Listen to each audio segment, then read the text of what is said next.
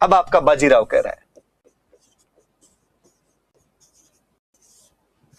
कि मराठों का झंडा अटक से कृष्णा तक फहरा देंगे, अटक से कटक तक फहरा देंगे, कुछ भी कहिए, पर वहां तक की बाउंड्री तो अटक बना रहा है ना। तो भारत की वैज्ञानिक सीमा यदि कहीं तक लगती थी उधर, तो अटक, अटक के बाद वाले को आगे हम कहते थे ये हमारा नहीं है, ये दूसरे देश शुरू हो जाते हैं, पर अटक तक तो हमारा है। अब देखिए किसी कालखंड में चार अलग अलग बात। 1153 के आसपास विग्रहराज चतुर्थ अपने दिल्ली शिवालिक स्तंभ में कहते हैं मैंने तुर्कों को हराकर अटक पार भगा दिया है, मैं चाहूंगा कि मेरे उत्तराधिकारी उनको अटक से इधर नहीं आने दे। सुरजन 1569 में अकबर के साथ संधि करते हुए कहता है कि मैं अटक क्रॉस नहीं करूंगा और कुछ भी करवा लेना। बीकानेर महाराजा करण सिंह के नेतृत्व में राजस्थान के तमाम राजा औरंगजेब के खिलाफ बगावत कर अटक नदी क्रॉस करने से मना कर देते हैं। उस दिन करण सिंह को जंगलधर बादशाह की उपाधि मिली थी। अब मराठों का लड़ाकू पेशवा बाजीराव बल्लाल कहता है कि मराठों का झंडा अटक से कटक तक फहरा दिया जाएगा।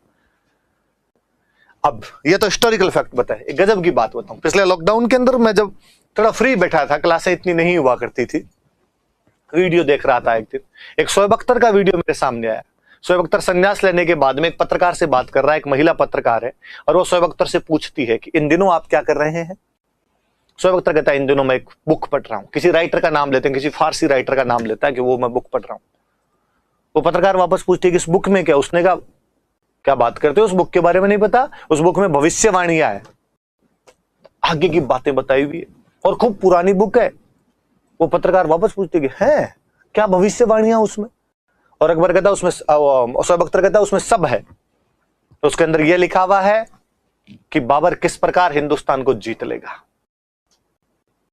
उसके अंदर यह भी लिखा हुआ है कि शेरशाह सूरी हुमायूं को किस प्रकार भारत से बाहर निकाल देगा।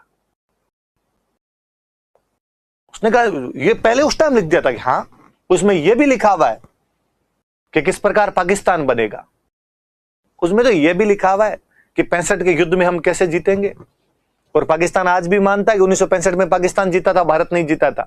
तो 65 की जंग का भी पूरा वर्णन है। उसमें यह भी लिखा हुआ है कि एक दिन हम कश्मीर पे कब्जा कर लेंगे, और कश्मीर पे कब्जा करने के बाद पूरे हिंदुस्तान पे कब्जा कर लेंगे। आमीन।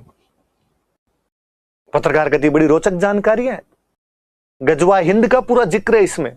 शोएब अख्तर कहता हाँ। और उसने कहा एक बड़ी और रोचक बात है, लिखा है कि जब हिंदुस्तान पे कब्जा किया जाएगा तो अटक नदी के पास 2 बार युद्ध होंगे।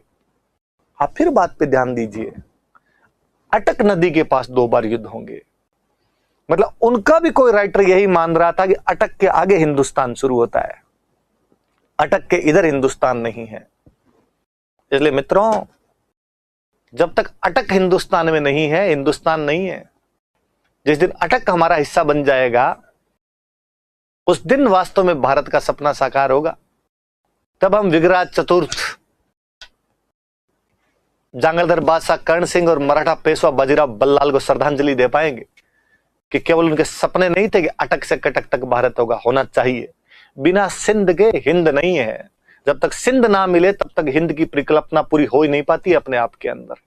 तो याद रखना भाई, अटक से कटक तक का डायलॉग कौन दे के गया था मराठा पेशवाओं में से? तो उस मराठा पेशवा का नाम था बाजीराव। बाजीराव बल्लाल ये सब बातें कर रहा था। अब